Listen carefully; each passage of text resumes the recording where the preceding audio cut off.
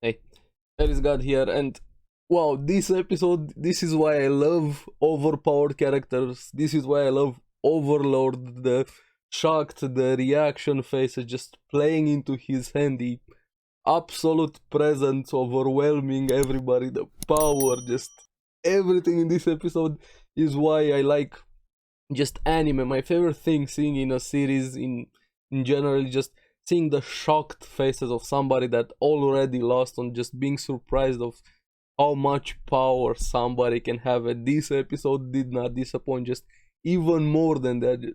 I wanted give me next episode. I can't wait for this for next week. Just this is why I like anime. This right here, this episode is one of my favorite things to see in a show. Somebody being so absolutely overpowered that just nobody even comes close. And also had some cute moments with Albedo at the beginning, seeing how everybody wants to handle the Sorcerer Kingdom and they have no idea. They're just pawns being played very easily. Now, while I like this, everything I said, I gotta say I like the Emperor quite a lot, and we'll talk a bit more about that. So let's get into it with this episode. Now, at the beginning of the episode, we had a bit of a flashback with how Albedo said her goodbye before going to Lesties. Now, Ainz kind of went into parent mode over there.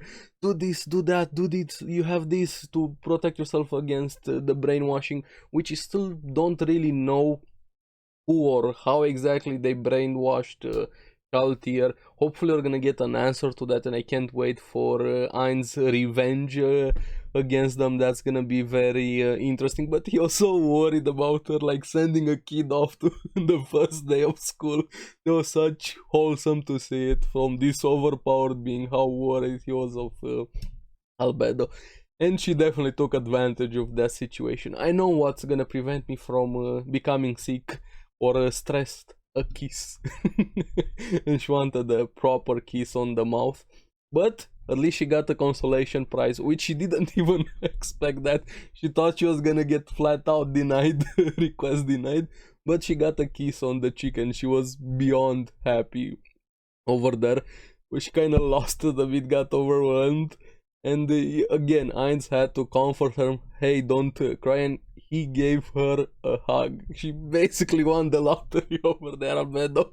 That made her month, probably. She was super happy about that. Ainz more than went out of his way to comfort her.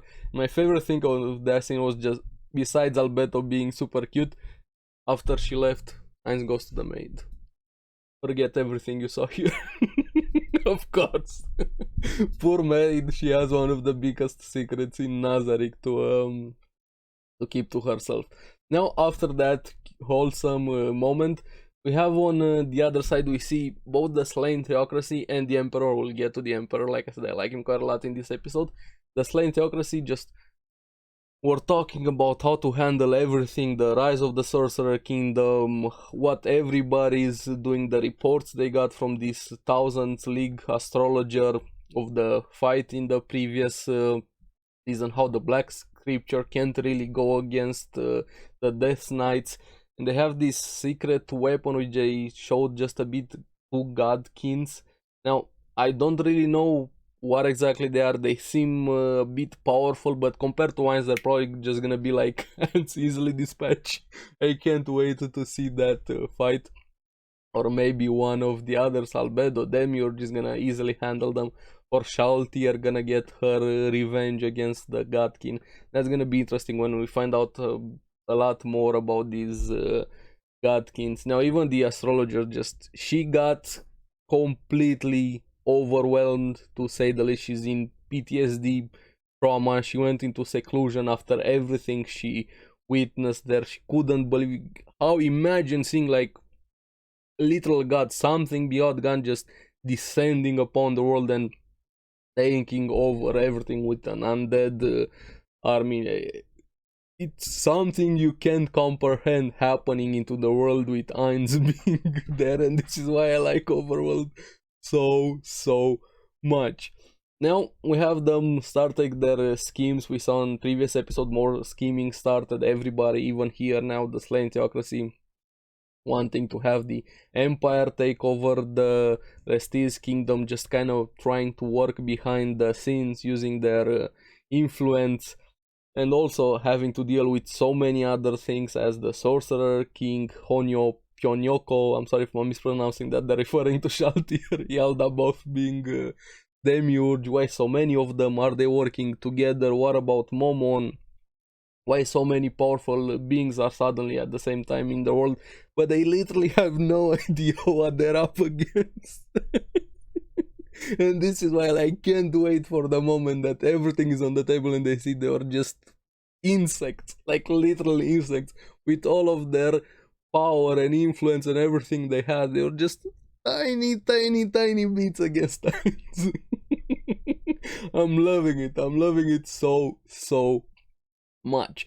Now, while they have no idea what they're up against, on the other side we have the Emperor Elnix, and I like him quite a lot. He's probably the single one that realizes the immense pressure that they're under, what they're facing, and how utterly futile it is what they're doing, but he still wants to fight against it, to protect the empire, to protect humanity.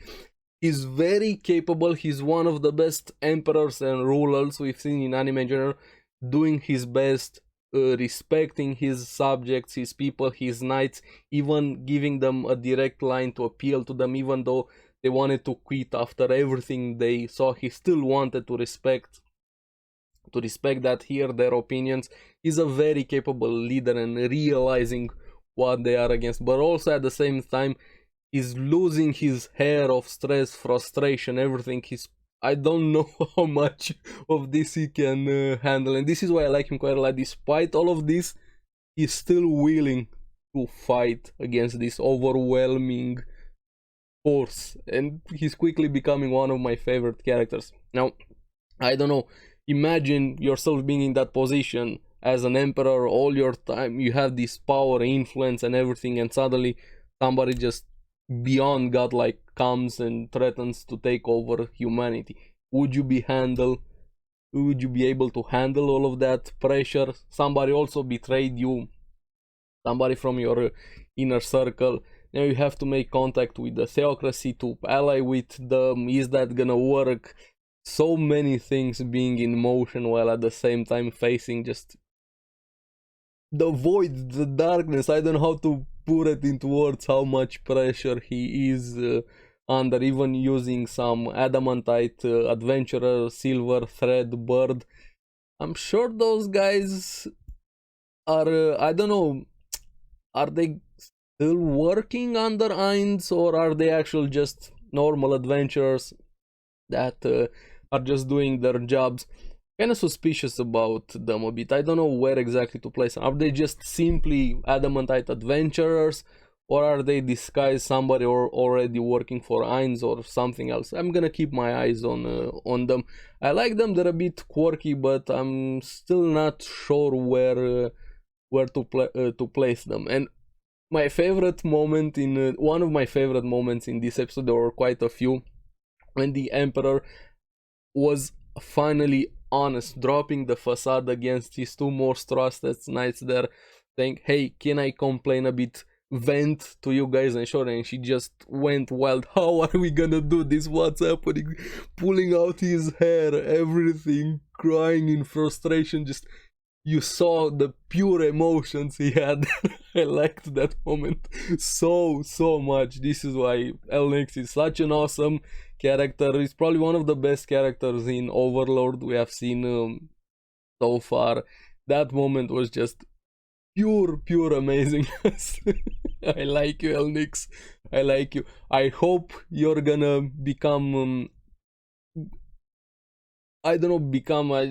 admit at some point that you're gonna be okay with being under Ainz, and hopefully this is where the series is gonna go with him. I really hope that Ainz is not gonna kill him. We'll talk a bit more about that.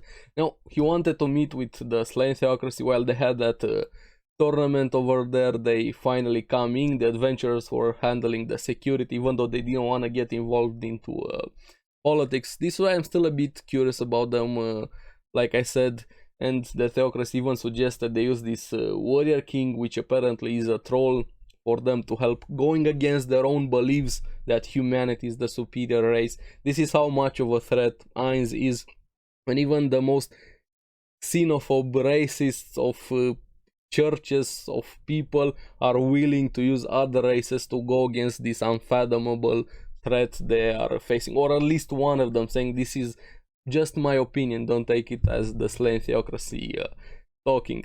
And the surprise that was happening this tournament, while they're trying to talk through ladders, being very paranoid, very careful not to leak information, not to be overheard. The challenger that is going against this warrior king thought, hey, is it gonna be Ainz but in his Momoa disguise? Is it gonna be somebody from Cocytus maybe? I don't know, but he just straight up went there as the Sorcerer King, coming down like God or the devil from above. Yeah, it's me, I've come here. That was just the best moment in the entire episode. The shocked face the Emperor had when, what? How? Why? What? What the fuck? What's happening? How is he here? He knew everything. Where did the information come from? Which I'm also very curious. How did Ainz know about this entire meeting? Was it those adventurers? Just, he couldn't believe his brain scrambling, all neurons firing. How are we gonna win against this literal force of nature? That moment was so good, and that's why I like the Emperor so much, thanks to this episode. Now, the Theocracy instantly thought the Emperor framed them, and this was probably part of Ainz's plan. Just, he played that more than perfectly, that he destroyed that alliance even before it was formed.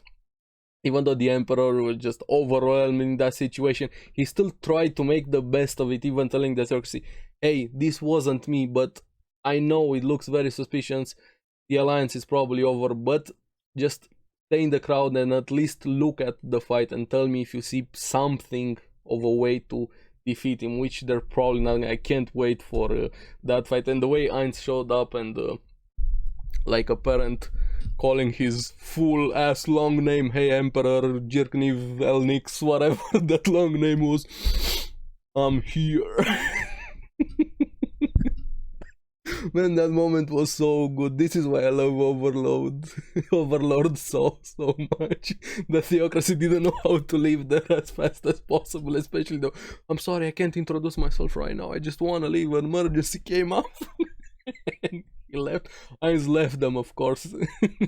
But yeah, I couldn't leave as fast as possible there.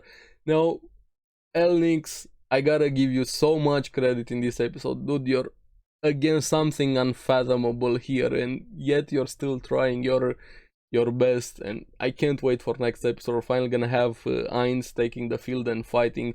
This Warrior King is probably gonna go in a blitz of an eye, but I just still wanna see the shocked faces of everybody there, especially in the arena. The Emperor, the Theocracy, what they're gonna do. Just, I'm so happy Overlord is back. Just give me more Overlord. I'm sure they probably skipped a lot of things from the light novel. You can probably find it on Reddit or somewhere if you look enough for parts they skipped, but the main moments, I'm sure they were here, and I love it so much. Let me know what you guys thought about it, especially you guys from the light novel that have read the source material. What do you feel so far about the series, the adaptation? Are you happy that the series is back? And only you anime viewers like myself, I'm also anime only. Let me know down in the comments below what you guys thought about the series, with the first 3 episodes being out, especially with this episode, which is my favorite episode yet. Let me know down in the comments below. As always, thank you very much for watching. Remember to like and subscribe. If not, I'm gonna send Ainz over to you there. It means quite a lot to me. I'm trying to grow the channel, be better at videos, trying different things and so on. I'm having so much fun just talking about the series I'm following, I'm enjoying, especially with this one. I can probably feel how happy I am that Overlord is back, and it means a lot to me. So enough rambling. Thank you for watching. I'll see you again in the next one. Bye bye.